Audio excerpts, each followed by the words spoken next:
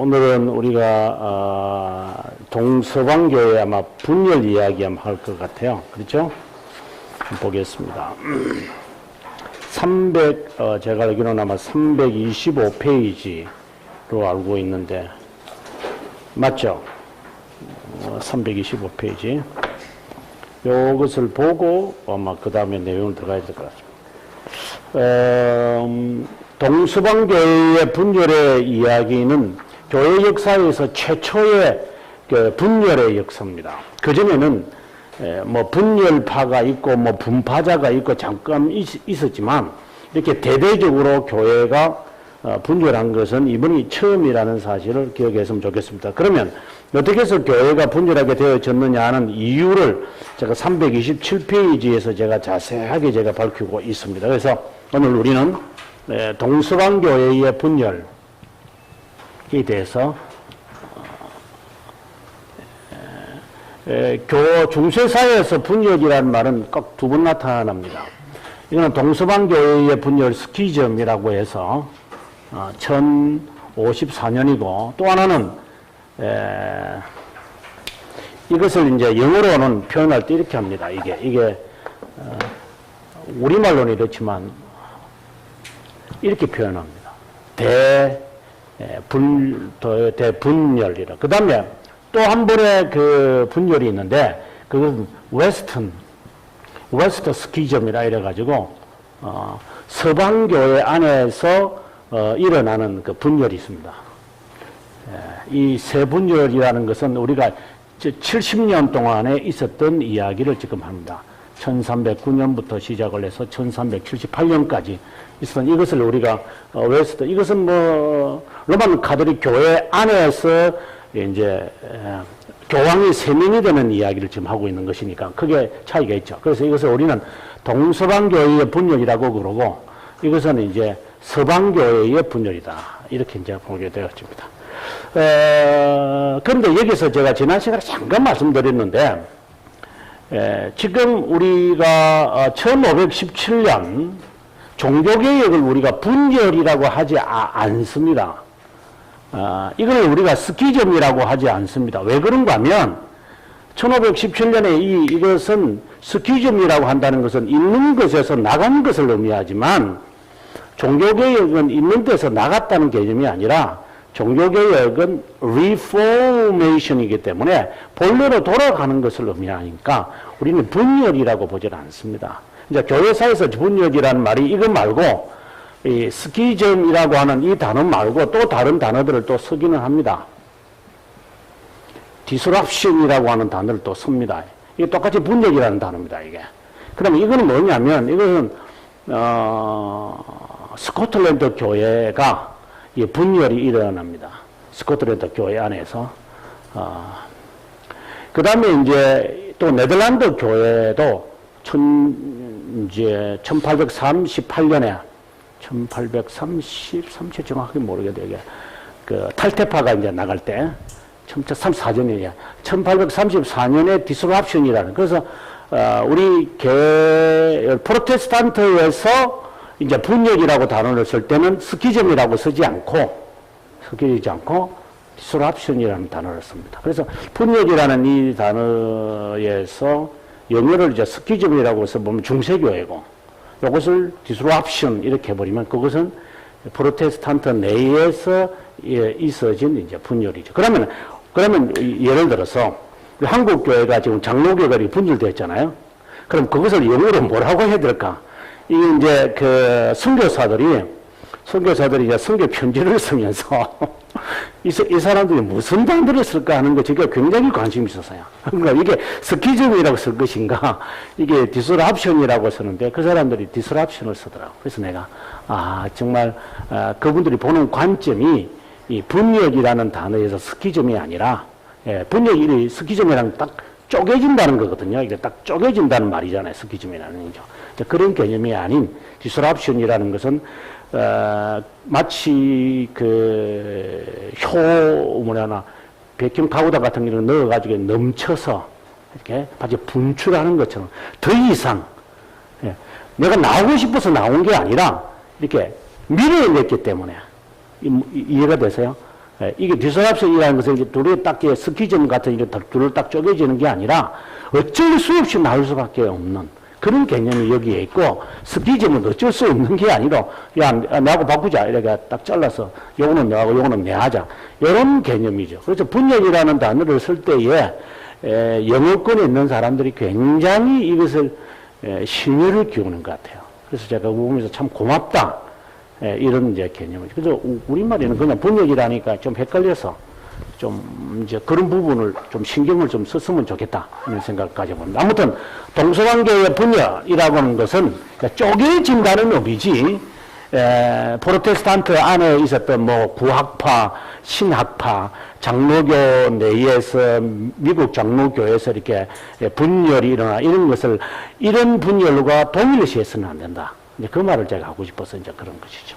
자, 그러면 어떤 이유에 있어서 이 분열이 그러면은 일어났던가 보시면 327페이지 보게 되어지면은 그걸 한번 읽어보는 게 아마 도움이 될 겁니다. 327페이지 보면 정치적, 문화적, 경제적 요인들이 기독교들의 삶, 기독교인들입니다. 기독교가 아니고 기독교인들의 삶에 영향을 주지 않을 뿐만 아니라 영향을 주어서는 결코 안 된다고 알고 있습니다.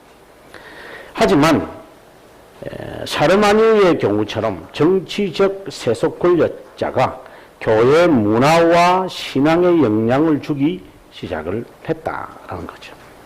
신성로마 제국 황제로 군임하게 되었지만 비잔틴 제국으로부터 인준을 받지 못하자 샤르마니는 이에 대한 안갚음으로 이게 이제 정치적 배경이죠. 분열에 그 인정을 안 해줄 수밖에 없죠.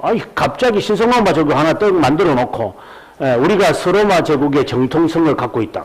그럼 말도 안 되는 거죠. 그러니까 동로마 제국이나 비잔틴 제국은 인정을 안 할 수밖에.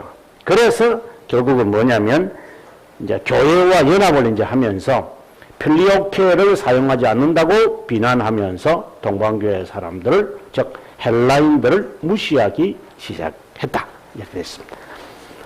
7차 종교회의, 우리가 하다시피 성상파견원적인데 이것은 처음에는 수용하지 않았습니다. 서방교회에서는. 그거 왜 우리가 수용하느냐. 자, 이랬는데 이제 점차 가면서 이제 바뀌어진 거죠. 그 다음에 이제 두 번째를 보게 되어지면, 야만족의 침입들로 인하여서, 그 비잔틴 제국과 그리고 서쪽에 있는 국가에 문제가 발생하게 되어지는데 그 문제가 무슨 사건이냐면은 327페이지에 나타나는 이 사건입니다. 그게 바로 포티우스 사건이다라고 되어 있습니다.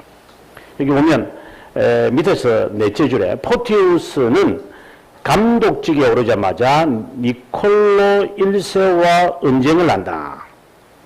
왜 그런가 하면 포티우스 이전의 콘스탄티노플 감독 이그노티우스는 비잔틴 제국 황제 레오 5세에 의해 추방당하고 강제로 감독직을 사임토록 했다. 쉽게 말하면 이런 거죠.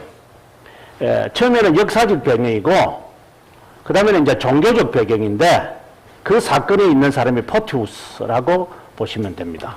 이 포티우스라고 하는 사람은 이제 황제 레오 5세에 의해서 이 사람이 황제가 콘스탄티노플 폴리스의 대주교가 된 거야. 그러면 여기서 추방을 당한 사람이 있겠죠. 예. 이그나티우스라고 하는 사람이 자기는 억울한 거죠. 왕을 두둔하지 않았다는 것 때문에. 그래서 이그나티우스가 니콜로에게 이제 도움을 요청한 것이고, 그러자 서방교회에 있던 니콜로는 포티우스의 수임을 인정하지 않는 거예요. 그러니까 포티우스는 기분 되게 나쁘죠.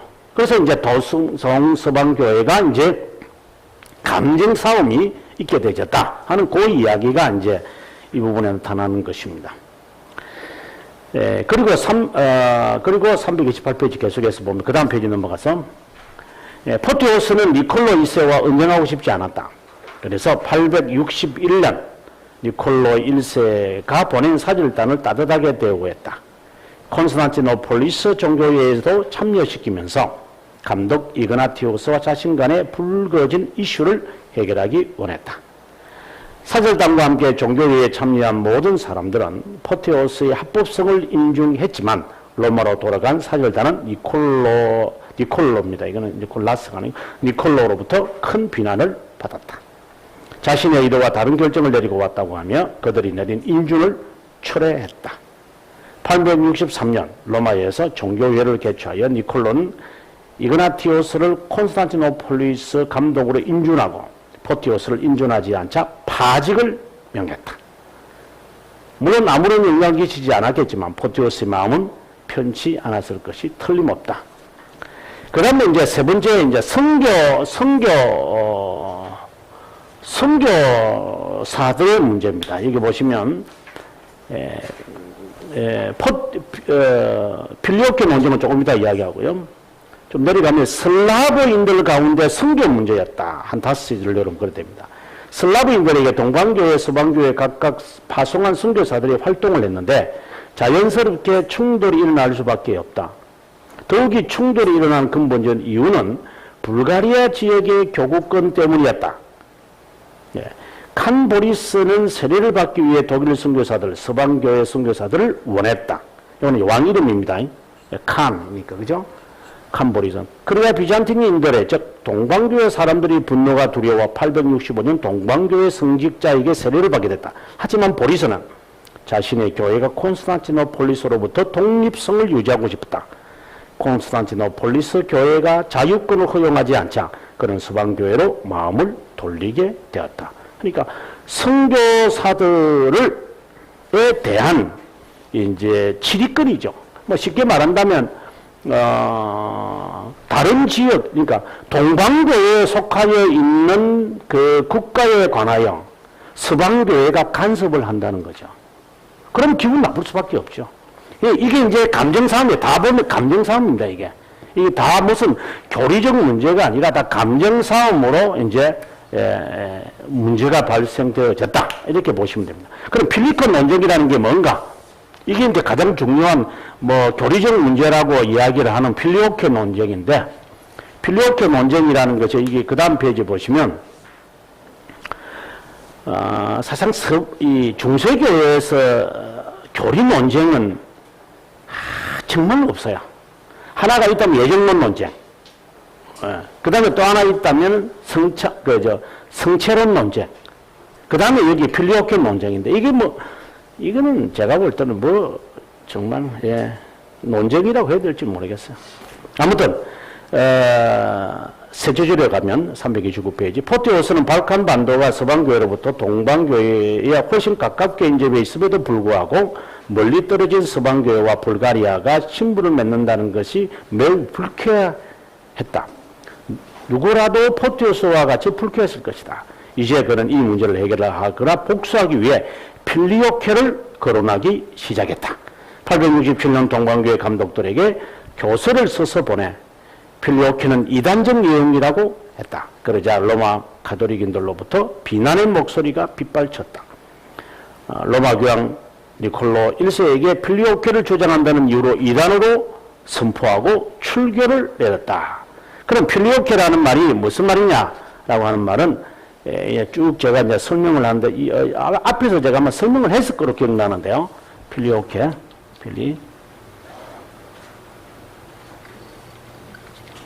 필리오쿠이라고 하는 말인데, 이 필리오쿠이죠. 필리오케라고 우리가 그냥 이렇게 하지만, 라틴어 이 말은 우리말로 그대로 번역을 하면, and from the son 이라고 하는 말이거든요.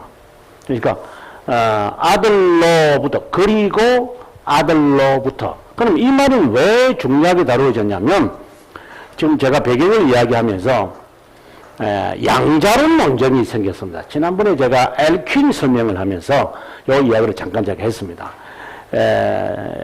모슬렘들이 쳐들어오면서 모슬렘들은 예수 그리스도를 선지자 중에 한 사람이라고 봅니다.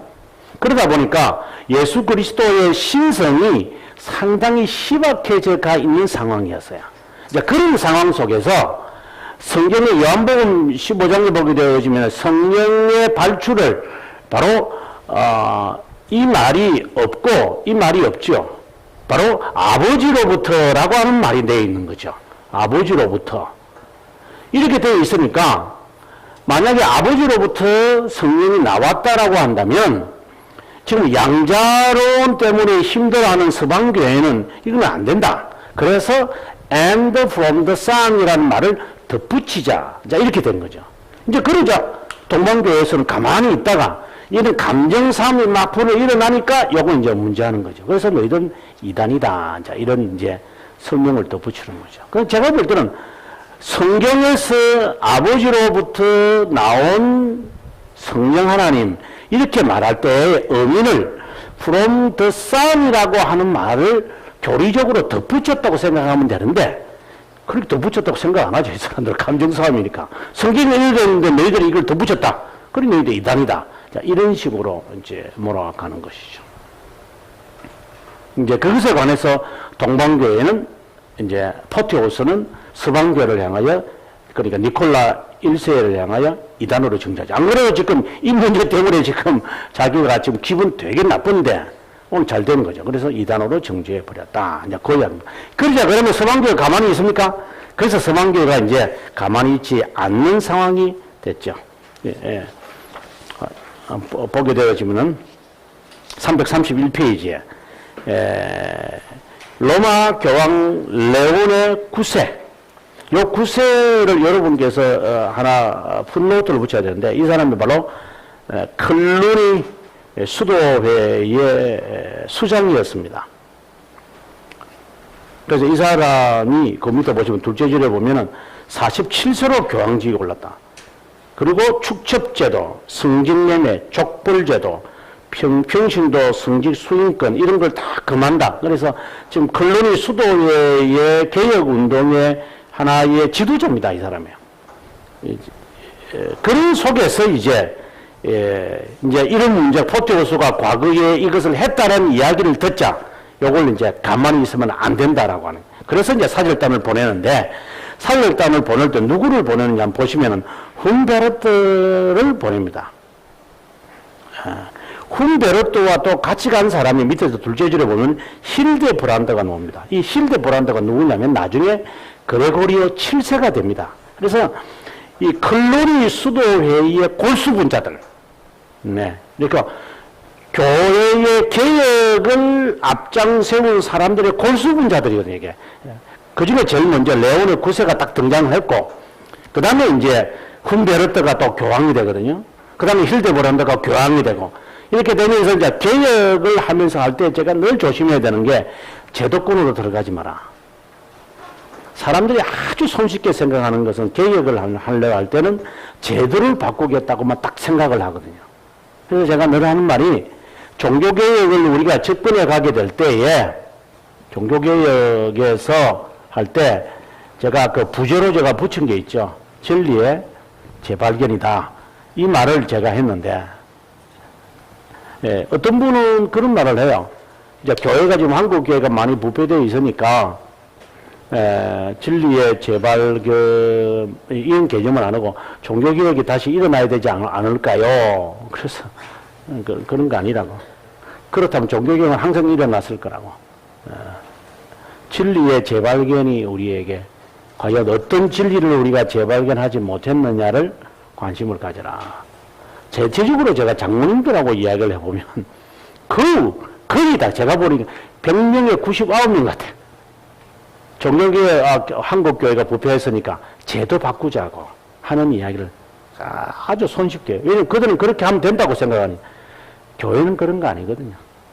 지금 이 사람들이 개혁운동을 지금 시작을 할 때에 실수를 앞서 제가 지난 시간에 자세하게 제가 설명을 했지만 이런 것은 반복되어서는 안 됩니다. 그 다음 넘어가서 레온의 9세가 어떻게 교회 개혁을 실천해 갔느냐 하고 이제 쭉 설명을 했습니다. 그러면 어떻게 분열시켰는가? 이제 레온의 9세가 어떻게 보면 자신의 신복들을 이제 동방교회로 보내게 된 거겠죠. 그 사진 옆에 보면 뼈아픈 경험을 한 로마 교황 레오네 9세는 여기서 뼈아픈 경험이라는 것은 노르만들의 공격을 당할 때 비잔틴 제국의 황제가 도와주지 않는 거예요. 노르만들이 지금 막 침략이 오는데 좀 도와주면 좋을 텐데 안 도와준단 말이죠. 그러니까 악감이 확 이제 밀어친 거죠. 이제 그러면서 동방교회에 대한 악감을 가지게 되었는데 본래 시칠리아의 지역과 남부 이탈리아는 서로마 제국과 서방교회에 종속된 것이었으나 비잔틴 제국이 영토를 늘 주장하고 있다. 하지만 노르만인들의 공격에 목숨을 걸고 수고한 자는 황제가 아니라 레오네 9세였다. 마음이 상처가 이제 딱 있는 거죠. 왜 안 도와주냐 이 말이죠. 한편 동방교회 콘스탄티노폴리스 감독 미카엘 1세 캐롤랄리우스는 동방교회의 주도권을 주장하면서 콘스탄티노폴리스에 주재하고 있는 서방교회의 문들을 봉쇄했다. 뭐 쉽게 말하면 이런 거죠. 지금 노르만들의 공격이 있으니까 너희 빨리 그 철수하고 너 고향으로 돌아와 이 말인 거죠. 쉽게 말하면 이라크에 이제 군인들이 막 그냥 공격하니까 미국 애들이 야 그 영사관이나 이런 사람들로 너 빨리 철수해 하고 자기들만 딱 데리고 가버리는 이런 꼴이 나타나니까 현지에 있는 이라크 사람들은 화가 나죠. 그거 똑같은 상황이 된 거예요. 이제 333페이지 이러자 추기경 훔베르트는 캐롤랄리우스를 향해 교황의 수익권을 내세우기 위해 콘스탄티누스 기정서를 인용했다.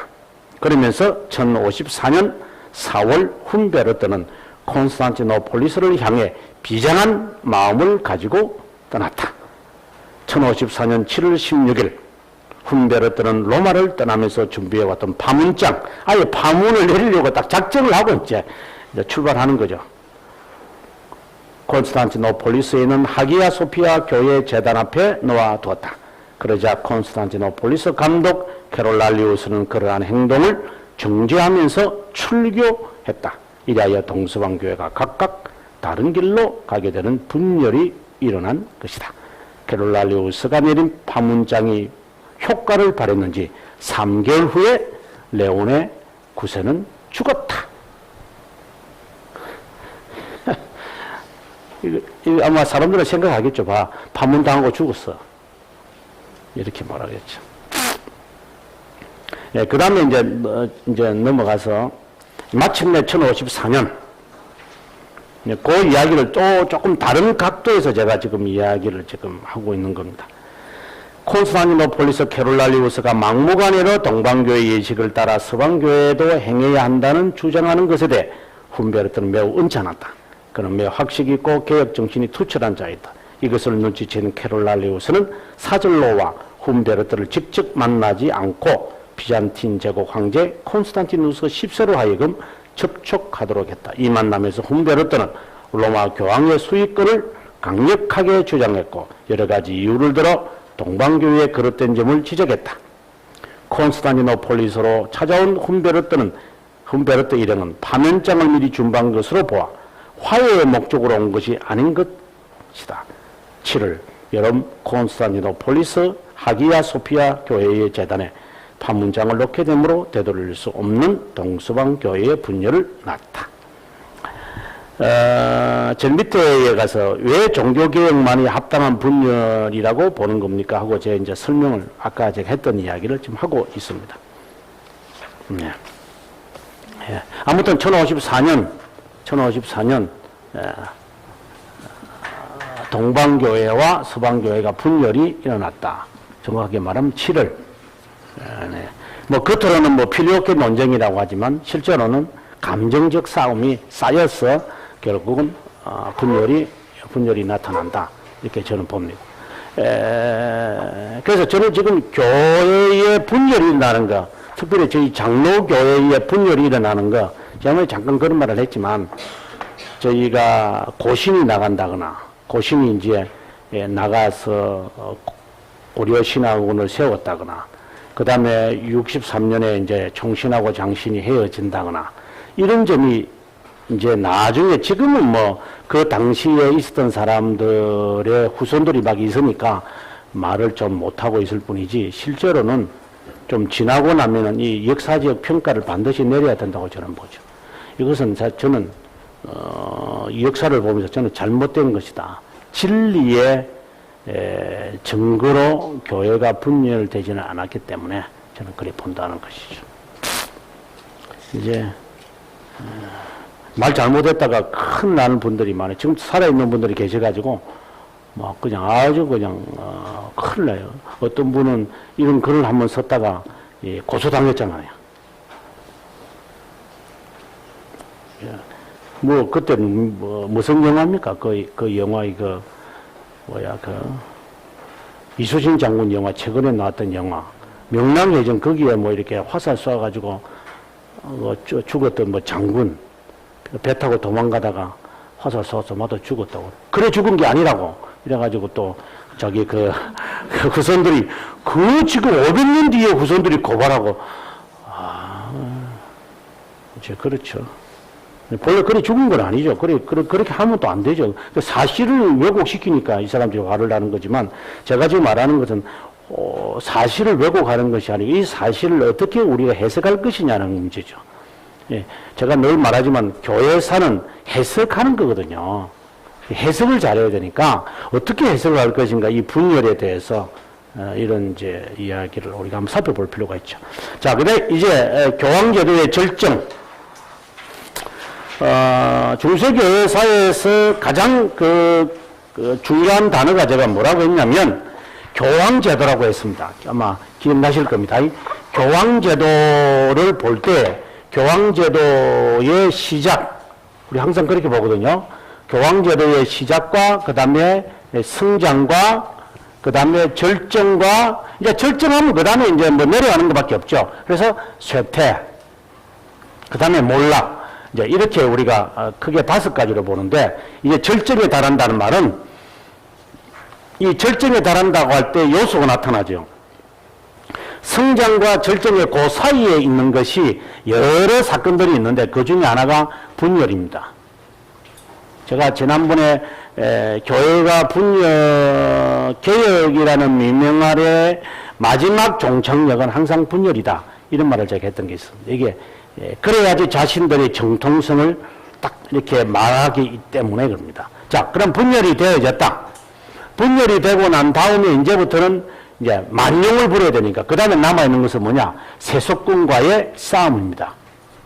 세속권. 그래서 이제 이 세속권의 싸움에서 나타나는데, 이 세속권의 싸움이 결국 무엇으로 나타나느냐 하면 성직 수임권 논쟁입니다. 성직 수임권 이 논쟁이 결국은 또 나타나는 사건이 뭐냐면, 이거는 논쟁이고, 나타난 역사적 사건이 뭐냐면 이게 십자군 운동입니다. 이게 이제 절정에서 있는 가장 두 개의 큰 이제 사건인데, 이 다 보면 세속권과 관련이 있는 거예요. 자, 성직 수임권 논쟁에서 성직 수임을 누가 하느냐? 황제가 하든지 왕이 하든지 해요. 그럼 이것을 갖고 와야 된다고요, 이게. 교황이. 그 다음에 십자군 운동을 일으키는 사람도 누군데요? 교황이 합니다. 그래서 여기서 지금 권한을 뺏어오고, 그 다음에 왕들에게 명령을 내려서 왕들로 하여금 전쟁을 하도록 만드는. 그러니까 어떻게 보면 거룩한 전쟁이죠.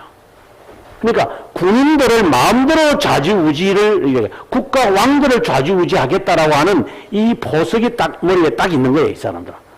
이게 이제 지금 이게 지금 정말 하고 싶은 말 너무 많은데, 지금 교회가 타락을 하면은 항상 교회가 정치권에 항상 관심을 갖습니다. 그래서 제가 늘 하는 말이 정교 분리다. 정교 분리가 반드시 나타나야지 교회가 정치권과 손을 잡으면 교회는 반드시 타락하게 되어 있다. 그래서 잘 나타나는 게 정경유착이 되면 그 사회는 부패하는 것. 이건 정치가 부패하는 거잖아요. 돈과 절탁을 하면. 정교유착이 일어나면 치명적을 받는 것은 교회입니다.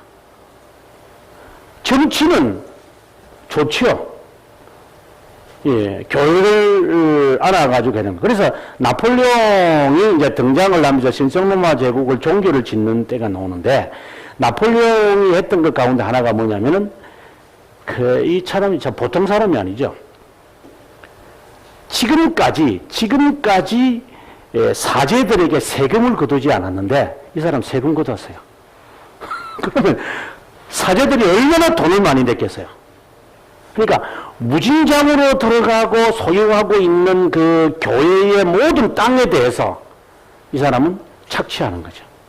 그래서 이 교회가 굉장히 싫었습니다. 그리고 여러분 아다시피 이 프랑스가 이제 우리가 그 루이 14세가 끝나고 난 다음에 나타나는, 우리가 이제 교회사에서는 이거 살피지 않지만 일반사에서 보게 되어지면은 이 삼부회라는 게 있습니다. 예, 이제 2월혁명이 일어나기 전에 삼부회가 있는데, 거기에 보면은 성직자가 의회에 참석합니다. 그러면 정치인들이 있고, 그 다음에 귀족들이 있고. 그러니까 이 성직자들의 이 파워라는 것은, 프랑스가 대혁명이 일어나기 전까지 이 파워라는 것은요, 정말 무서웠습니다. 그래서 이거 일단 요거 없애야 된다요. 성직자부터 요거 없애지 않으면, 이 모든 것에 대한 것을 하기가 어렵다는 것을 알아서 나폴레옹이 성직자들한테 모조리 세금을 걷어버리는 거죠. 제가 볼 땐 나폴레옹 그거는 잘한 것 같아요. 다른 거는 잘 못한 게 있는데. 아무튼 교황제도의 절정이라는 것은 세속권을 장악하는 것을 의미한다, 이렇게 보시면 됩니다. 338페이지 제가 아주 나름대로 그냥 해놨는데, 보시면 시작은 7, 9세기, 성장은 10세기와 11세기, 그리고 주요한 정치, 교회, 사건, 신학 논쟁 뭐 이랬고, 절정에 가서는 7번에 걸쳐서 있는 그 십자군 전쟁, 그 다음에 수도원주의 뭐 두 번째가 나오고, 3번에 걸친 성직수인권 논쟁, 그 다음에 이제 철학이 등장하겠죠. 스콜라주의. 그러니까 절정입니다. 우리가 중세교회의 3가지 기둥이 다 등장하는 거죠. 그죠? 수도원 운동, 십자군 운동, 스콜라주의가 다 언제 일어나느냐? 이 절정이 일어납니다. 그래서 그러니 자연스럽게 절정이 될 수밖에 없다는 거죠. 우리가 아다시피 뭐 안셀무스가 이때 등장을 하는 거고. 그래서 모든 것의 등장이 이때입니다, 이때. 그 다음에 이제 339페이지에 이거 밑에 도표는 그냥 제가 그냥 하나의 그 교회를, 중세교회사를 보면서 만든 하나의 도표입니다. 이제 이 보면 교황권 논쟁을 중간에 놓고 바로 오른쪽 왼쪽이, 한쪽은 글로리 개혁운동. 아비뇽 뉴스도 뭡니까? 결국은 개혁이거든요. 교황이 타락하니까 이 필리피 4세가 데리고 그냥 막 아비뇽을 데려가 버렸으니까 이것도 개혁이라고 본다. 그 다음에 이제 글로리 개혁운동 옆에는 동서방교회 분열이 있고, 그 다음에는 오른쪽에 보시면은 서방교회의 분열이 있다. 그 다음에 창부정치가 있다면, 그 다음에 제일 오른쪽으로 가서는 대조가 될 수 있는 전 종교개혁자들이 있다. 이렇게 제 나름대로 이제 이 중세사를 이렇게 한번 이렇게 대칭을 한번 시켜본 거야. 그러면 이해하기도 좋도록 제가 그냥 해본 거죠. 제가 이때만 하더라도 굉장히 제가 젊은 것 같아요. 이런 도표를 막 만들고 일어날 때, 지금은 제가 지금 안 하는데, 하나님이 그때 저를 잘 사용하신 것 같아요. 아니, 지금 제가 이 책을 이 책을 제보고 쓰라면 제가 안 쓰죠. 이제 그때 배가 고프니까 막 시간 있고 뭐 하는 게 시간 강사밖에 안 돼. 시간 강사였는데, 그 열정 갖고 막 40대 중반에 열정 갖고 막 썼는데, 지금 책 쓰라면, 나 그냥 너 후배들 내다. 나 귀찮아. 안 했을 것 같아요. 하나님이 저를 그때 잘 사용하시지 않았나. 개인적으로 제가, 이게 이제 가책처를 제가 이렇게 보면, 여러분, 이거 한번 보시면, 제가 얼마나 열정이 있었는 거 보시면 알아요. 234페이지 보시면요. LCD 영화를 이렇게 탁 쓰면서, 예, 이게 뭡니까? 이 교회사에서, 이거. 예? 그죠? 저 이런 것까지 제가 할 정도로 정말 애착을 가지고 있습니다. 그러면서 뭐 이슬람에 대한 이야기를, 이 엘시드 영화, 제가 가책자에 보면 여러분 제가 영화 이야기가 많이 나와요. 그러나 뭐, 교회사에서 뭐 이제 영화 이야기를 하겠어요. 그때만 해도 제가 진짜 참 어렵다. 그리고 감사하다. 지금 생각을 하고 있습니다. 자, 아무튼 그 도표가 그렇게 해서 만들어졌다고 보시면 그냥 보실 때마다 저를 귀엽게 봐 주십시오. 한 10년 전에 저의 모습을 생각하시면서, 아이고, 수고했다, 나교수. 이렇게 해주시면 될 것 같습니다. 그 다음 이제 넘어가서 이제 뭐 십자군 운동은요, 스콜라주의는요, 세상에 이렇게 자세하게 하는 책이 어디 있겠니요, 세상 내가. 지금 이제 하기 싫어요. 예. 자, 343페이지 이제 교황권 논쟁으로 들어가는데, 교황권 논쟁을 들어가기 전에 이제 개혁운동을 살펴야 한다.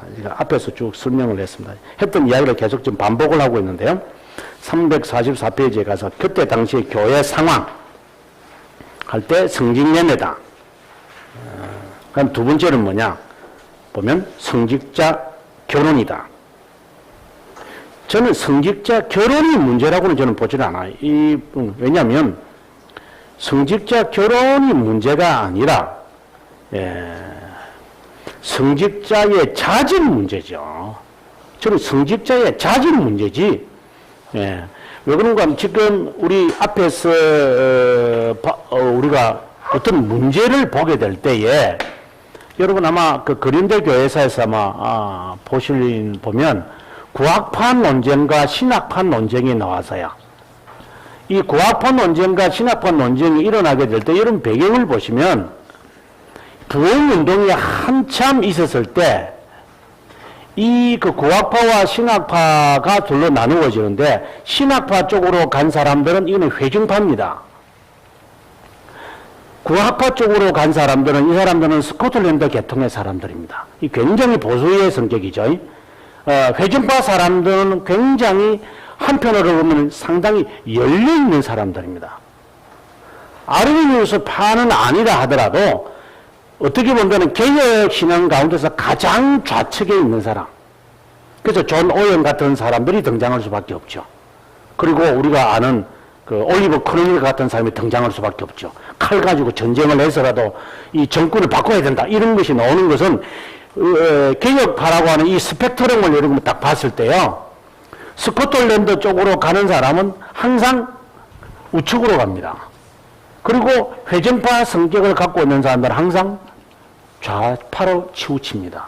그래서 저는 개혁파 사람들 가운데서 이렇게 쫙 이렇게 스크린을 쫙 해보면 판결이 딱딱 나요, 이게요. 어느 쪽으로 기울어져 있느냐를 보는데 그분이 어떤 책을 청교도 가운데서 그분이 어떤 책을 저 사람은 탐독하느냐를 보시면 딱 드러나요. 그걸 보시면 돼요.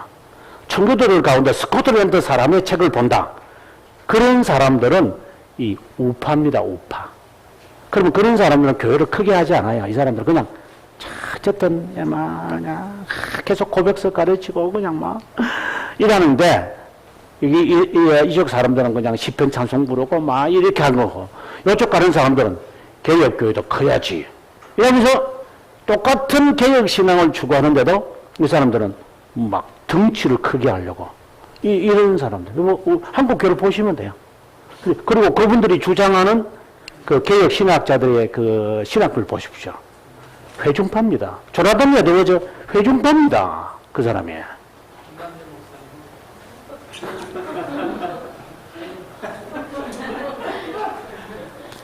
제가 좋아하는 목사님 자꾸 그렇게 하세요. 예, 아니, 제가, 이것은 그 역사가들이 볼 수 있는 눈이에요. 그냥 이렇게 청교도만 추구하면 잘 안 보이지만, 제가 2000년 교회사를 보면서 이렇게 쭉 조명을 해보면, 줌인하고 줌아웃을 해보면 이 딱딱 드러나요. 그래서 결국 구학파와 신학파의 논쟁이 나오는 거죠. 이게 계속 그때 당시는 문제가 아니나 이게 교회사에서 드러나면서 나타나는 거죠. 근데 신학파에서, 우리가 볼 때 신학파에서 이 구학파가 나누어지게 될 때 가장 이슈됐던 게 뭔가요? 교역자들의 자질 문제였습니다. 신학파 사람들은 우리가 아는 통나무, 그죠? 통나무, 우리가 윌리엄 테넌트가 세운 거죠. 윌리엄 테넌트라고.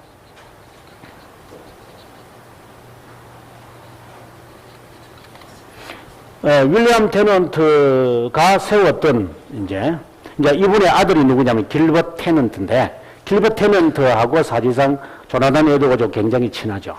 그래서 이분들은 다 회중파 사람들이에요.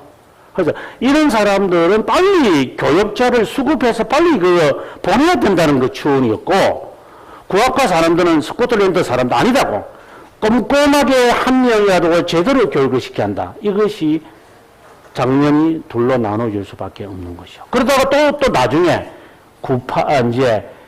구파와 신파로 또 나누어집니다. 그러면 이 신파로 나누어지는 신파에 해당되어지는 사람들은 뉴욕 계통의 사람이거든요. 이 사람들은 이 구학파의 성격을 그대로 갖고 있는 사람들이고, 구파에 해당되어지는 사람들은 이 스코틀랜드 계통의 사람들이었던 겁니다.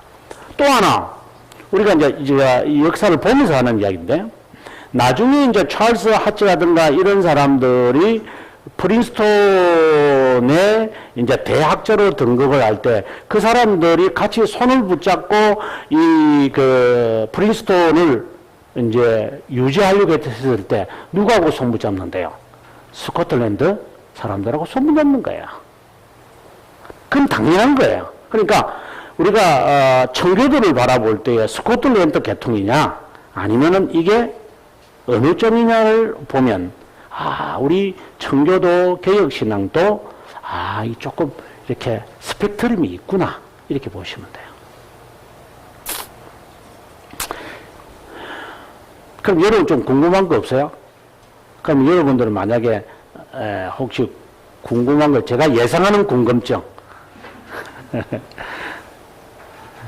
여러분 아직 제가 말하는 의도를 모르시는 것 같은데, 여러분 예상되는 궁금증 없어요?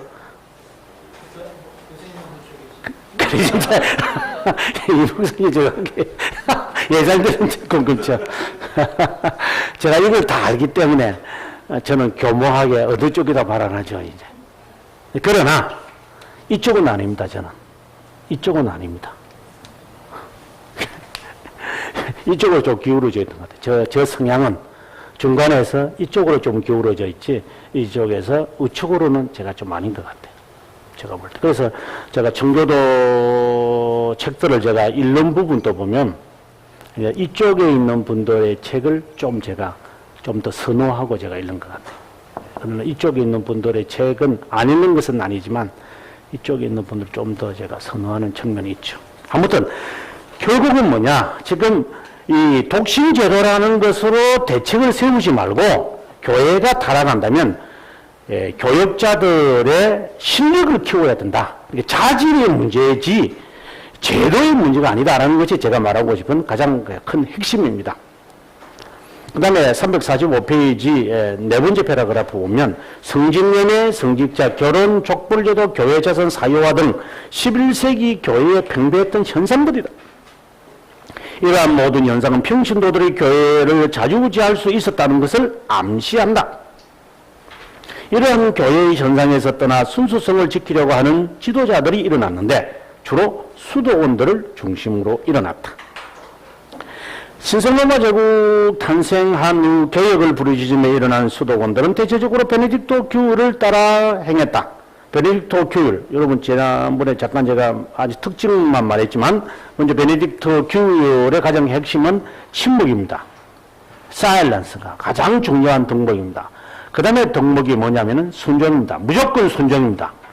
여기는 순종 안 하면 안 됩니다. 반드시 위에 있는 자기의 멘토들이 다 연결되어 있기 때문에, 멘토의 말에, 예를 들어서 우리가 마틴 루터의 멘토가 누군데요? 스타피처입니다. 철저합니다, 그 사람들. 그래서 하이델베르크 논쟁이 일어났을 때, 이제 로마 교황청에서 누구를 그러면 보내서 저 루터를 타일릴 것인가 라고 했을 때, 그 사람의 멘토 누구냐? 스타피처입니다. 그럼 스타피처 보내. 그래서 스타우피처가 하이델베르크에 가서 이제 루터와 논쟁을 하는 거죠. 근데 안 듣죠, 이 사람이. 그래서 이 철저하게 이 순종, 이 멘토와 멘티의 이 관계가 되어졌다. 그 다음에 뭐냐면은 청빈. 절대 사유화를 하지 마라. 재산을 가져서는 안 된다라는 것인데, 이 사람들은 개혁을 한다면 항상 요 베네딕토 규율을 늘 선호했던 것이죠. 그 대표적으로 이제 첫 번째 주자로 등장하는 게 누구냐? 바로 클루니 수도회다. 이렇게 보시면 됩니다. 클루니 수도회는 밑에서 내재절에 클루니 수도회에는 다른 개혁 운동이 없었는가? 예, 있었습니다. 그러나 그것은 우리가 그렇게 크게 보질 않습니다. 넘어가서 346페이지에 클루니 수도회에서 그러면 어떻게 개혁을 하기 시작했느냐를 이야기하게 될 때에 이때 당시에 가장 문제가 되었던 게 수도원 먼저 이 사람들이 뭐 교회 개혁하려고 한 건 아닙니다. 클루니 수도회가 교회를 개혁하려고 했다고 시작을 하시면 안 됩니다. 이들은 제일 먼저 하고 싶던 게 뭐냐면은 수도원을 개혁하고 싶은 겁니다. 이 수도원 개혁해야 된다. 나중에 여러분 그 시토 수도원 우리가 각주로 붙여서 시토 수도원 기억나십니까? 나중에 우리가 나오겠지만 베르나르가 개혁을 하거든요. 수도원이 타락을 하니까 한 6, 70년 지나면서 클루니 수도회가 타락하니까 그렇게 해서 이 시토 지역에 있는 사람들이 이제 개혁을 하면서 베네딕토 쪽으로 돌아가겠다 이렇게 해요. 근데 그 사람들도 타락해요. 그래서 하는 수 없이 베르나르가 이 사람들을 데리고 나와서 클레르보에서 또 개혁운동을 떠요. 그래서 항상 이 사람들은요, 수도원 개혁에 관심이 있어요. 수도원. 타락하니까. 이제 이제 확산되는 것이지. 그러면 수도원 개혁을 하려고 할 때 어떻게 개혁을 했느냐면, 이제 클루니 수도회죠. 클루니 수도회. 어떻게 개혁을 하기 시작했냐면, 먼저, 교황권 하로 들어가라. 이것이었습니다. 왜 그러느냐. 클루니 수도회가 만들어질 때를 보시면 여기 보면 제라드 다울렐릭이라고 하는 경건한 귀족이 세상을 떠나기 전에 아울렐릭의 수도원을 건립했다. 평신도든 성직자든 모든 군의자들로부터 자유한 수도원을 짓고 오직 교황에게만 종속토록 했다. 이것이죠. 그 전까지는 수도원이 교황권 내로 들어가지 않습니다. 다 제각기입니다. 다 제각기. 파도 없습니다. 그러나 이제는 교황권으로 들어가겠다라는 것이죠. 그럼 왜 그러면 교황권으로 들어가려고 했는가? 간단하죠. 그것은 이 정치인들이 사유화를 했기 때문에 이 사유화를 해버려서 마음대로 좌지우지하니까 수도원들이 이건 안 되겠다 하고 교황으로 들어가는, 그게 제가 볼 때는 사자굴 속에 들어가는 거죠. 이건 더 잘못된 모습을 이제 하는 것 같아요. 이제 어제 제가 어느 이제 장로님을 이제 만나가지고 그분이 조금 재력이 있는 분인데 이런저런 이야기를 좀 하다가 자기도 자기 교회도 지금 수천 명이 모이는데 교회가 좀 안 좋대요. 그래서 자기가 교회를 개혁을 좀 하기 위해서 개혁을 하시겠대요. 그래서 자기가 개혁안을 이렇게 이야기해요, 저보고. 저한테 쭉 설명해서 교수님 생각에는 그 개혁안이 어떻느냐 이래서 제가 다 듣고 난 다음에 안 됩니다. 이랬어요. 장로님처럼 하시고자 하는 그 개혁은 항상 해왔고 그리고 항상 안 됐습니다. 장로님이 보시기에, 그러니까 일반 신자잖아요. 일반 신자가 교회를 개혁한다고요? 그건 못합니다. 그래서. 그럼 교회사에서 있지도 않았고, 앞으로 있을 수도 없습니다. 그래서요. 교회는 교회 안에 있는 가장 핵심적인 사람들이 있는데, 그게 신학자나 목사가 어떻게 해야 되는 겁니다. 정치인들도 마찬가지고. 제야 세력이 국가를 개혁합니까? 정치인들 스스로가 바뀌어져야 되는 것이나, 그러니까 우리가 개혁하라고 외쳐서 이제 정치인들이 어쩔 수 없이 국민들의 이제 이 부흥을 받아서 이제 하는 것이지, 교회도 이렇게 일반인들이 교육해야 돼 하면서 막 외쳐야지 이제 지도자들이 좀 정신을 차리고 하지. 근데 그걸 하지 않고 따로 뭔가를 해서 한다. 그거는 제가 볼 때는 제가 이 이야기도 해드렸죠. 콜로니 수도회와 똑같은 거예요. 내가 그래서 그러니까 장모님 그런 의도가 있으시면요. 예, 목사님 유학 보내세요. 내가 그래서 목사님 유학 보내가 공부 많이 시키시고 예, 그리고 훌륭하게 만들어가지고 그분이 이제 교회를 개혁을 하도록 해주세요. 이렇게 하니까 그거는 마음에 안 드시는가 봐요. 그럼 어쩔 수 없죠. 자, 아무튼 이제 지도자들을 쭉 제가 설명을 하는데 이 쭉 347페이지부터 지도자 이름들을 쭉 나옵니다. 이것은 제가 다 알라고 하라는 것이 아니라 이런 지도자들이 쭉 있는 가운데서 어디까지 왔느냐를 말해주고 싶은데 바로 레온의 9세까지 이르렀다는 것을 제가 말하고 싶어서 사실상 제가 한 것입니다.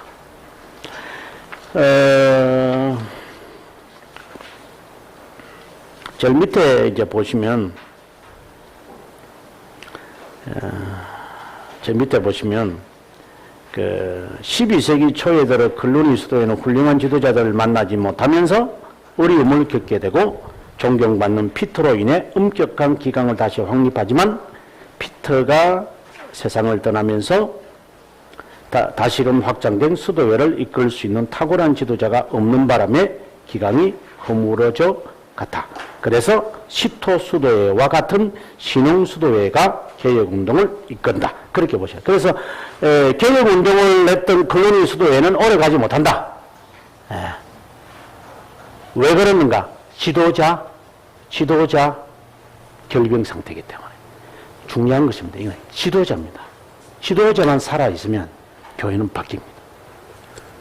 그래서 근데 그게 이제 어렵죠. 그게 100년 지나면서 계속해서 지도자가 나올 수가 어렵죠. 그래서 그 다음에 시토가 등장하겠죠.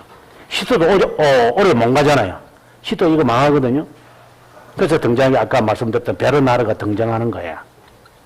베르나르가 클레르브에서 만들었지만 그렇게 가나요? 또 이제 베르나르도 시토도 시대 속에 다 사라지죠. 그 다음에 등장하는 게 뭐냐면 우리가 아는 프란체스코입니다. 프란체스코 얼마나 가나요 이거요? 프란체스코 죽고 난 다음에 끝난 거죠. 그럼 없는 거예요. 그래서 수도원들의 개혁이라고 하는 것은 교회 중세교회사를 바라보면서 제가 볼 때는 아무런 대안이 없었다 이렇게 저는 말하고 싶습니다. 그 다음에 이제 클루니 수도회를 이야기하면서 그들의 헌장을 제가 이야기를 좀 이제 번역을 해놨고요. 그 다음에 이걸 이제 교황권으로 올라갔다라는 이야기를 제가 하기 위해서 종교회의들을 열었다 하는 이야기를 제가 했습니다. 왜 종교회의들을 했느냐 하면 회의를 해서 이제 자기 사람들을 이제 신복을 심는 이야기를 심을 수밖에 없는 것이었죠. 그 이야기를 지금 하려고 한 겁니다. 이제 다음 시간에 아주 중요한 평신도 성지 수인권 논쟁, 요 부분에 대해서 제가 하도록 하겠습니다. 그래서 여러분 그 수도원 개혁을 하시면 먼저 교황권 하에 들어간다는 거하고 또 하나 기억해야 되는 것은 종교회의를 생각. 왜 종교회의 했느냐? 제가 방금 말씀드린 것처럼 신복들을 심어야 되니까. 그래서 종교회의를 했다. 이렇게 보시면 됩니다. 그래서 종교회의 하면서 독신제도 외쳐가지고, 독신 결혼하는 사람, 처벌 둔 사람을 다 추방시키고 자기 사람들 다 심는 거죠. 다 심어버리죠. 지금 보시면 딱 보면 압니다. 개혁을 하겠다라고 하는 사람들이 다 보면 다 자기 신복들을 다 심습니다. 다 심어버립니다. 이러면 이제 그 다음에는 또 부패합니다. 이게. 당연히 부패합니다. 이거. 그래서 이런 역사적 과오를 범하지 말아야 한다 하는 안타까움이 있습니다. 아무튼 다음 시간에 평신도 성직 수인권 논쟁을 해서 이제 어떤 권력 싸움이 있었느냐를 한번 살피도록 하겠습니다. 그 다음에 이제 나중에 지금은 이제 좀 쉬겠지만 372페이지부터 수도원 운동에 방금 제가 이야기했던 이야기, 시토 수도의 이야기, 그 다음에 군사 수도의 이야기, 프란체스코의 이야기, 카르넬 수도의 이야기, 그래 중세 시대에 있었던 수도원의 이야기는 이제 이게 이 372페이지부터 보시면 자세하게 제가 쫙 그냥 다 훑어놨기 때문에 한번 보시면 되겠습니다.